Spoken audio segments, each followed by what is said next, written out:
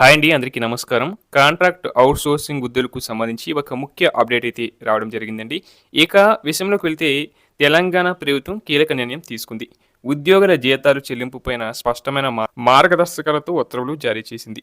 1వ తేదీనే వేతనాలు అందించే విషయంలో ఏమాత్రం రాజీ పడకూడదని రాష్ట్ర ప్రభుత్వం నిర్ణయించింది. ఈ మేరకు వేతనాల చెల్లింపుల్లో ఏమాత్రం జాప్యం చోటు చేసుకున్నా సంబంధిత అధికారులను బాధ్యులను చేయాలని ఆదేశిస్తూ ఏకంగా జీవో జారీ చేయడం కీలకంగా మారుతుంది. తెలంగాణలో ఉద్యోగులు, కాంట్రాక్ట్ ఔట్‌సోర్సింగ్, ఇతర గౌరవ వేతన సిబ్బంది అందరికీ ప్రతి నెల 1వ తేదీని వేతనాలు అందించాల్సిందేనని తేల్చి చెప్పింది.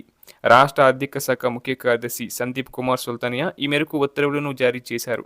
ఉద్యోగులకు 1వ తేదీనే వేతనాలు అందించే విషయంలో ఏమాత్రం రాజీ పడకూడదని రాష్ట్ర ప్రభుత్వం నిర్ణయించింది.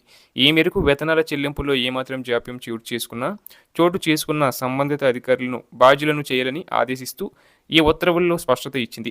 సకాలంలో వేతనాలు చెల్లించడంలో విఫలమయ్యి ఆయా శాఖల విభాగాధిపతులు, హెచ్ఓడి, జీతాల పంపిణీ అధికారులు డీడీపై క్రమశిక్షణ చర్యలు తీసుకుంటామని ఉత్తర్వుల్లో పేర్కొంది. వేతన, గౌరవ వేతన బిల్లులు ప్రాసెసింగ్లో ఇబ్బందులు ఎదురైతే వెంటనే ఆ శాఖల ముఖ్య కార్యదర్శులు, హెచ్ఓడీలు సంబంధిత విషయాన్ని ఆర్థిక శాఖ ముఖ్య కార్యదర్శి లేదా కార్యదర్శిని వ్యక్తిగతంగా కలిసి వివరించాలని ఆదేశించారు.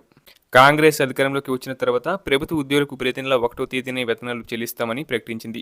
కొన్ని శాఖల్లో కూడా వివిధ కారణాల వల్ల వేతనాల చెల్లింపు ఆలస్యమవుతున్నట్లు తమ దృష్టికి వచ్చిందని ఆర్థిక శాఖ తెలిపింది. వేతన, గౌరవ వేతన బిల్లుల తయారీలో జాప్యం, వాటిని ట్రెజరీలు, పే అండ్ అకౌంట్స్ కార్యాలయాల్లో సకాలంలో సమర్పించకపోవడం, ఉద్యోగుల హాజరు అంశంలో గందరగోళం, ప్రభుత్వం నిర్దేశించిన గడువును అనుసరించకపోవడం, బిల్లుల స్క్రూటీని, ఆడిటింగ్ తదితర కారణాల వల్ల వేతనాలను 1వ తేదీన చెల్లించడం లేదు. వేతనాల చెల్లింపుపై ఇటీవల నిర్వహించిన సమీక్షలో ఈ విషయాలు తెలిసి ముఖ్యమంత్రి సీరియస్ అయ్యారు. రెగ్యులర్, కాంట్రాక్ట్ ఔట్‌సోర్సింగ్ తదితర ఉద్యోగులందరికీ ఎలాంటి జాప్యం లేకుండా 1వ తేదీనే వేతనాలు చెల్లించాలని ఆదేశించారు. ఈ నేపథ్యంలోనే జీవో జారీ అయింది.